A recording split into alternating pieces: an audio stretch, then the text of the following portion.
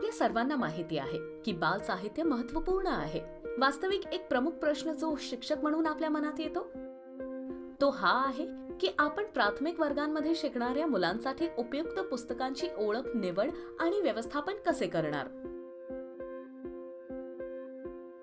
चला पाहूया की एक आदर्श पुस्तक संग्रह कसा बनवला जातो.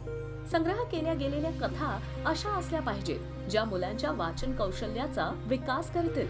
आपण हे सुनिश्चित करण्याची आवश्यकता आहे की पुरेशी पुस्तके आहेत जे प्रारंभिक आणि अस्खलित वाचक दोघांच्या गरजांना पूर्ण करतील आणि त्यांना मुलांच्या वाचण्याच्या स्तरानुसार तयार केलं गेलं असेल.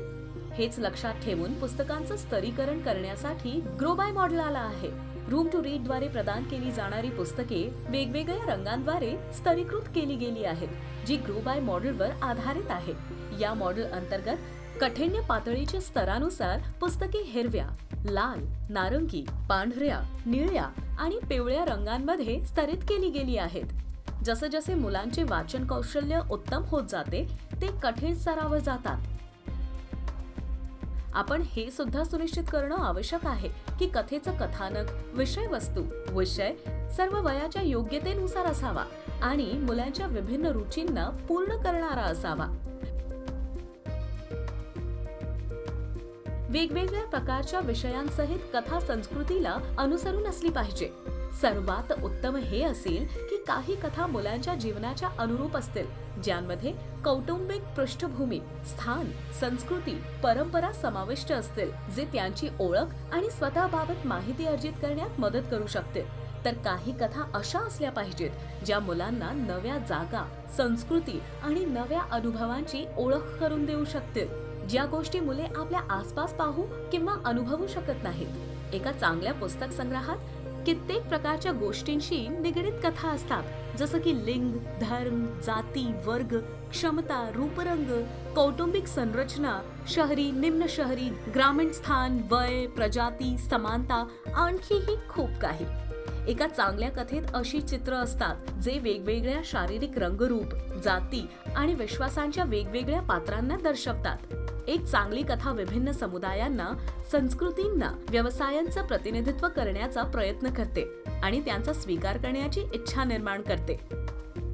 कोणत्याही प्रकारे याने समाजात अस्तित्वात असलेल्या रूढिवादांचं समर्थन नाही केलं पाहिजे. उलट सक्रिय पद्धतीने त्यांना तोडलं पाहिजे. उदाहरणार्थ, स्वयंपाकघरात एक पुरुष दाखवणं. वास्तविक हे खूप पद्धतशीरपणे केलं पाहिजे, कारण खूप मुलांचे पूर्वाग्रह ते जे आपल्या आसपास पाहतात त्यानुसार तयार होतात. मुलांची वेगवेगळ्या प्रकारच्या साहित्याशी ओळख करून दिल्याने त्यांना सहानुभूतीपूर्ण व्यक्ती होण्यात मदत मिळते. ते अडचणींना स्वीकार करण्यासाठी तयार असतात, तसेच त्यांच्यात अडचणींचा सामना करण्याची क्षमता विकसित होते.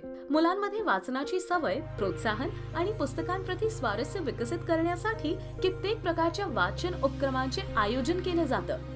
मग ते मोठ्याने वाचन असो, सहवाचन असो, जोडीने वाचन असो, स्वतंत्र वाचन असो किंवा मग वाचनानंतरचे उपक्रम असो. खरं तर हे सर्व उपक्रम मुलांना कथेशी सक्रिय रूपाने जोडण्यात मदत करते. अस्खलित वाचणे, मौखिक अभिव्यक्ती विकास, प्रेरणा आणि आत्मविश्वास निर्माण करण्याचा कौशल्याला विकसित करण्यासाठी मोठ्याने वाचन उपक्रम केला जातो. आपल्या सर्वांनाच माहिती आहे की एका चांगल्या कथेत काय काय असलं पाहिजे, पण तुम्हाला माहिती आहे का की कथेच्या कोणत्या पैलूंवर अतिरिक्त सावधानी बाळगली पाहिजे? युद्ध, अन्याय, हिंसा, असमानता किंवा भेदभाव यांसारख्या मुद्द्यांना सावधानपूर्वक चित्रित केलं गेलं पाहिजे, जेणेकरून यांचं उद्दातीकरण केलं जाणार नाही. यासोबतच अशा कथांपासून वाचणं आवश्यक आहे ज्यांमध्ये स्पष्ट रूपाने नैतिकता हा संदेश असेल. समालोचनात्मक आणि रचनात्मक विचार विकसित करण्यासाठी कथेच्या बाबतीत मुलांना कसा विचार करावा हे आपण सांगण्याऐवजी मुलं कथेतून स्वतः निष्कर्ष काढतील आणि कथेबाबत आपलं एक मत बनवतील. आता आपल्याकडे कित्येक प्रकारच्या सामग्री आहेत, पण हे सुद्धा तितकंच महत्त्वपूर्ण आहे की एक चांगला पुस्तक संग्रह विभिन्न शैली आणि साहित्यिक शैलींच्या मिश्रणाने बनला असावा. उदाहरणार्थ, कविता, कथा, नाटक, सत्यकथा, आत्मकथा इत्यादी हे विभिन्न लेखन शैलींबाबत माहिती देतात. आणि मुलांना फक्त आपली शब्दावली बनवण्यात मदत करत नाहीत, तर त्यांच्या लेखन कौशल्यालाही विकसित करतात. हे सर्व मिळून एक आदर्श पुस्तक संग्रह बनतो. चला तर मग एक आदर्श पुस्तक संग्रह तयार करायला सुरुवात करूया.